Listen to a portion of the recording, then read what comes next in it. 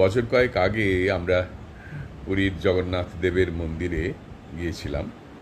সকালবেলায় পুজো দিলাম, তারপরে দুপুরবেলায় সম্ভবত 3টের সময় আমাদের জানানো হয়েছিল যে মন্দিরের চূড়ার যে পতাকা সেটি পরিবর্তন করা হবে, প্রতিদিন করা হয়।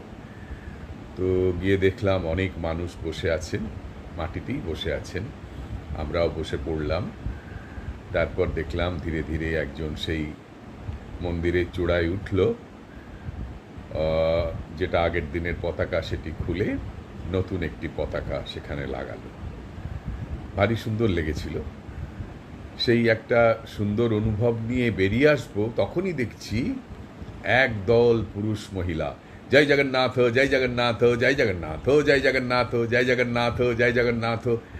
এত ভালো লাগলো, আমি ওই দলের মধ্যে ঢুকে পড়লাম। ঢুকে পড়ে ওদের সঙ্গে বলতে লাগলাম জয় জগন্নাথ জয় জগন্নাথ জয় জগন্নাথ জয় জগন্নাথ। এখন সব কিছুর ফটো বা ভিডিও কি পাওয়া যায়? মুখের কথাতেও কিছু কিছু বিশ্বাস করতে হয়।